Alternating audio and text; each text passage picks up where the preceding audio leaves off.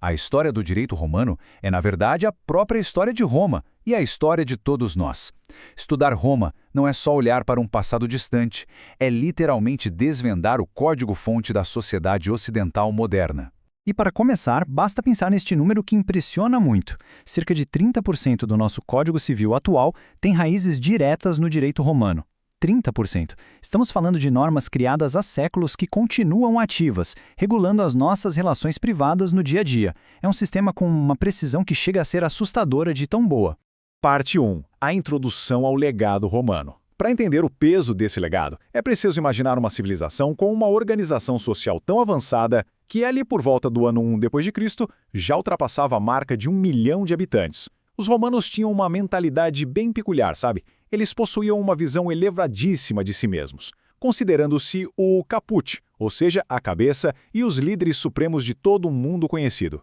E não há nada que ilustre melhor essa busca pela eternidade do que a famosa sigla SPQR, Senatus Populusque Romanus, ou o Senado e o Povo Romano. Esse era o grande símbolo político de Roma. Representava a união inquebrável entre o poder político institucional, que era o Senado, e a população. Era uma forma de dominação genial que buscava sempre integrar e absorver culturalmente elementos de outros povos por próprio sistema romano.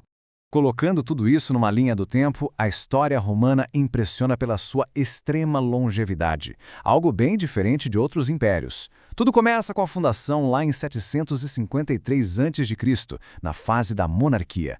Depois, em 509 a.C., uma revolta inaugura a República. Séculos rolam e em 27 a.C. tem início o Império, que posteriormente se divide até a queda de Roma no Ocidente em 476 e a morte de Justiniano em 566 d.C., marcando o fim de todo esse período monumental.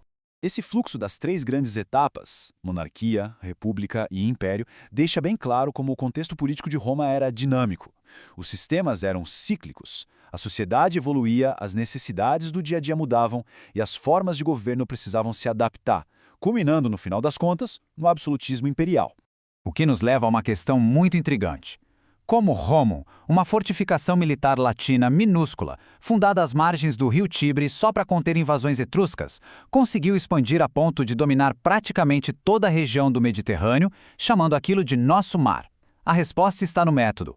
Uma forma de dominação civilizada, onde a influência política e jurídica se enraizava nos territórios. E olha, já que chegamos nesse ponto da nossa explicação, aproveito para deixar o convite. Inscrevam-se no canal para acompanhar esta série completa e não perderem nenhum detalhe dessa evolução histórica. Parte 2. Monarquia e classes sociais. Vamos entrar agora naquela primeira fase, de 753 a 509 a.C., um período que tem pouquíssimas fontes escritas, muito baseado em mitos, como a famosa lenda dos irmãos Rômulo e Remo, e também marcado por um forte domínio dos etruscos. Durante a monarquia, a sociedade censitária romana ganha a forma de uma pirâmide, operando num modo de produção escravista. Era uma hierarquia super rígida, dividida pela riqueza e pela posse da terra. Lá no topo, concentrando poder, os patrícios. Logo abaixo, os plebeus. Depois, os clientes, que eram agregados dos patrícios. E lá na base, os escravos, que nessa época ainda eram bem poucos. Aqui é fundamental fazer uma diferenciação clara para não esquecer mais. De um lado, a elite, os patrícios. Eram os latifundiários ricos, com origem nos genos, ou paters, donos absolutos das terras e do poder político. Do outro lado, os plebeus, definidos como homens livres, em geral artesãos ou pequenos proprietários. A grande virada do jogo acontece com o crescimento demográfico. Mais gente significava falta de terras, o que fez os patrícios defenderem suas propriedades com unhas e dentes. E isso nos leva à parte 3, a República e estruturas. Essa tensão constante por causa de terras foi o grande estopim para a nossa próxima era.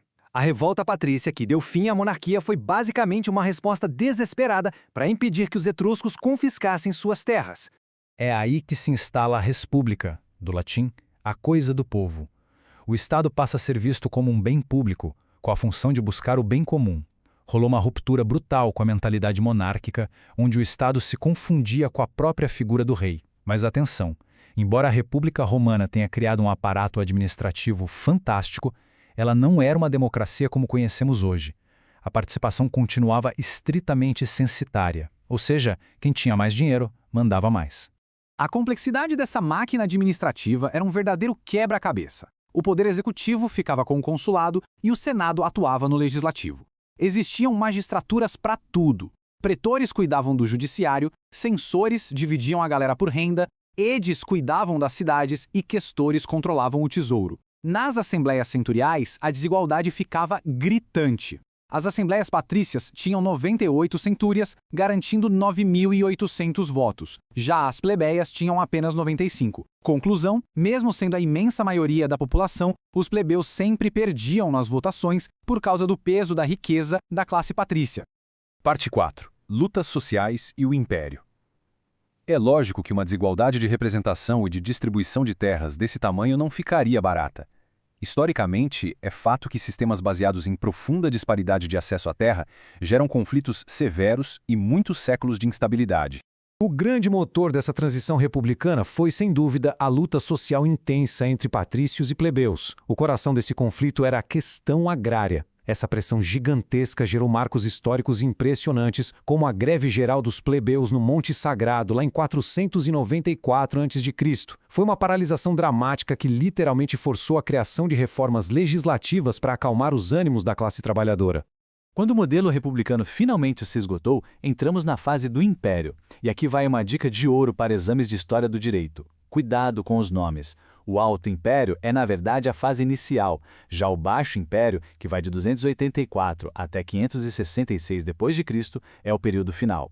E o mais contraintuitivo é que justamente no Baixo Império é que encontramos o grau mais alto de absolutismo, onde o poder do imperador chega ao limite extremo antes de tudo se fragmentar. Chegamos à nossa parte 5, o checklist de decoreba. É o momento perfeito para organizar as ideias-chaves e fixar tudo na memória antes de mergulharmos ainda mais fundo no direito.